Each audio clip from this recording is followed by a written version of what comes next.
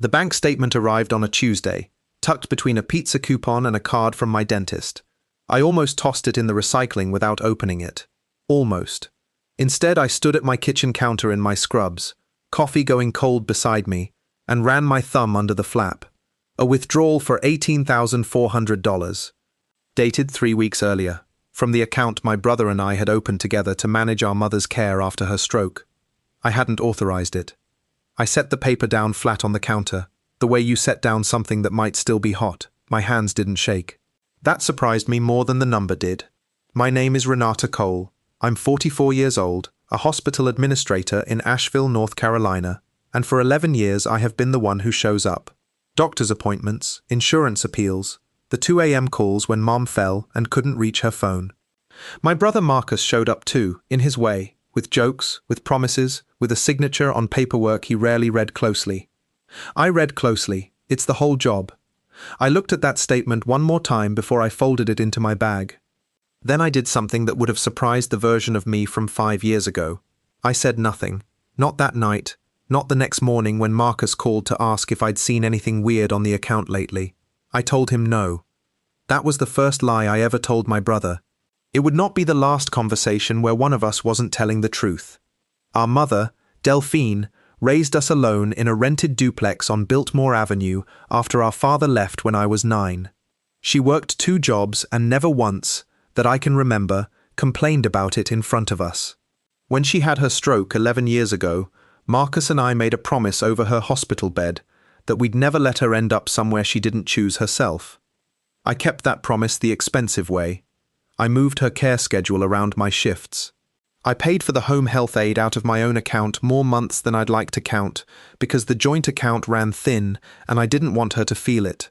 Marcus kept the promise the easy way: visits on holidays, a good bedside manner, and total access to a bank account he rarely checked. I trusted him with that access because he was my brother, and because for years he'd earned it. He'd sat with Mom through 2 surgeries. He'd learned to braid her hair when the aide called out sick. People who saw us together always said the same thing.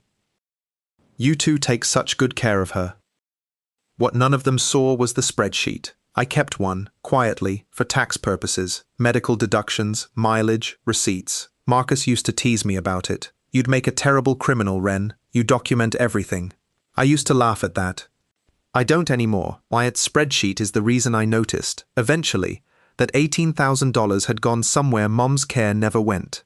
I didn't go looking for trouble. Trouble found me in a laundry basket. I was folding a jacket Marcus had left at my house after a visit, checking pockets before the wash the way our mother taught us both, and a folded receipt fell out. A deposit slip, not a receipt, from a car dealership in Hickory, 40 minutes from where he lived. Down payment, $16,000. Same week as the withdrawal. I stood in my laundry room holding that slip of paper for a long time. I didn't call him. I didn't confront him at Sunday dinner 3 days later, though I sat across from him and watched him laugh at his own joke about traffic on I-40, and I thought, you bought a truck with my mother's care money, and you're telling me about traffic. I said nothing. I ate my green beans. I asked about his daughter's soccer season. Inside, something had gone very still and very cold, the way a lake goes quiet right before it freezes over completely. That night I pulled every statement from the joint account going back 2 years. Not just the $18,000, smaller amounts too. $340 here, $612 there, always timed a day or 2 after Mom's Social Security deposit landed.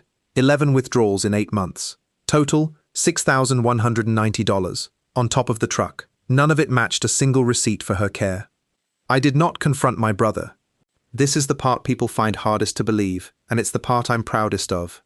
I opened a separate notebook, not a file on a shared computer, not a note on my phone, a physical notebook I kept locked in my car's glove compartment, and I wrote down every date, every amount, every discrepancy, in my own handwriting.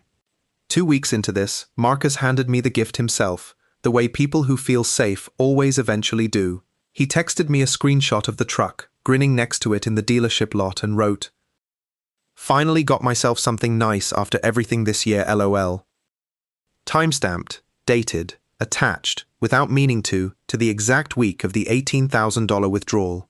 I saved that screenshot to 3 separate places before I even replied. My reply was 2 words. Nice truck. I want to be honest with you about something. There's a particular kind of loneliness in staying quiet while someone you love hands you the rope to hang themselves with. Every instinct in me wanted to call him right then and ask what he'd done with our mother's money. But I have learned, over 11 years of hospital administration, that the person who reacts first usually loses the paper trail. So I waited, I watched, and I kept writing it down. I called Priya Anand on a Thursday night. Priya had been my closest friend since nursing school, though she'd since left clinical work to become an elder law attorney, which meant she knew exactly which laws applied to a joint account set up for a parent's care. I laid the notebook out on her kitchen table. She read it twice without saying a word, which told me how serious it was. Priya always has something to say. "This isn't a family disagreement, Ren," she said finally. "This is financial exploitation of a vulnerable adult. North Carolina has a specific statute for this." She walked me through it. We would need Mom's full banking history, notarized. We would need proof Mom hadn't authorized the withdrawals. A signed statement, done gently, without alarming her. We would need the screenshot, the deposit slip, and bank records showing the timing pattern between Social Security deposits and Marcus's withdrawals. "He's going to say it was a loan," Priya warned me. "Family members always say it was a loan." "There's no loan agreement," I said. "No promissory note, no repayment plan, nothing but a truck he's driving to his daughter's soccer games." Priya closed the notebook and looked at me the way she used to look at a chart before a hard diagnosis. "Then we build the case exactly the way you'd want a hospital audit built, clean, boring, undeniable." Marcus, meanwhile, kept living his life exactly as before, bringing donuts to Sunday dinner, posting photos with the truck, telling anyone who'd listen how hard this year had been on all of us. He had no idea the account he'd been quietly draining was about to be the most examined document of his life. Priya and I moved carefully. First, we had Mom's primary care physician document her cognitive baseline, sharp, oriented, fully capable of managing her own affairs, which meant no one could later claim Marcus was simply helping a confused parent. Second, I sat with my mother one Saturday afternoon, just the two of us, and asked her directly whether she remembered authorizing any large withdrawals for a vehicle. She looked at me like I'd asked whether she remembered authorizing a trip to the moon. "I don't even know how to log into that account app," she said. "Your brother set it up on his phone. I wrote that down too, with her permission, and had her sign it." Third, and this was the part that made my stomach turn, I let Marcus believe everything was fine. When he mentioned, almost casually, that he might need to borrow a little more, just till bonus season, I told him I'd think about it. I even asked what he needed it for, and let him talk. He told me about a boat trailer. I wrote down the date, the amount he mentioned, and the word trailer, and closed the notebook. Every door he thought was open, I was quietly documenting shut. The final piece came from Marcus himself, exactly as it had before. I asked him, sweetly, the way a sister might, whether he'd mind adding a temporary secondary alert on the account, for Mom's safety, since I'd read an article about elder fraud. He agreed without hesitation, because agreeing cost him nothing, and made him look responsible. What he didn't realize was that the alert forwarded every transaction, in real time, directly to Priya's paralegal. 2 days later, a withdrawal for $2,900 hit the account. Same week as Mom's deposit, same pattern, time-stamped, forwarded, logged. There was one moment I nearly lost my nerve, a night Marcus called just to talk, sounding tired and human, and like my actual brother, telling me he missed how things used to be between us. For a few seconds I almost told him everything, almost gave him the chance to make it right on his own. I didn't. I told him I missed it too. I meant that part. Then I hung up and added the call to the timeline, because even his sincerity was, by then, just another data point. We met at Priya's office on a Wednesday. I told Marcus it was about updating Mom's care directives. He came in wearing the same easy grin he'd worn his whole life, the grin that had always worked on teachers, on girlfriends, on me. Priya laid 3 folders on the table. Bank statements, the screenshot of the truck, the physician's cognitive assessment, and Mom's signed statement, the forwarded alert logs, including the $2,900 withdrawal from 4 days earlier. "What is this?" Marcus said. Not a question, a stall. "This is every dollar taken from Mom's care account in the last 2 years, I said. $18,000 for the truck, $6,190 in smaller withdrawals, $2,900 4 days ago. He laughed, too quickly. It was going to be a loan, Ren. I was going to pay it back. There's no loan agreement, I said. No note, no repayment date. And Mom doesn't remember agreeing to any of it because you set the account up on your phone, not hers. You went behind my back, he said, and something in his voice cracked toward anger. You've been recording me? You've been spending our mother's social security on a truck and a boat trailer, I said. My voice didn't rise. I've just been paying attention. He tried 3 more angles in that room, that I was exaggerating, that Mom had told him it was fine, that I was punishing him for having a hard year. Priya had an answer, calm and documented, for every single one.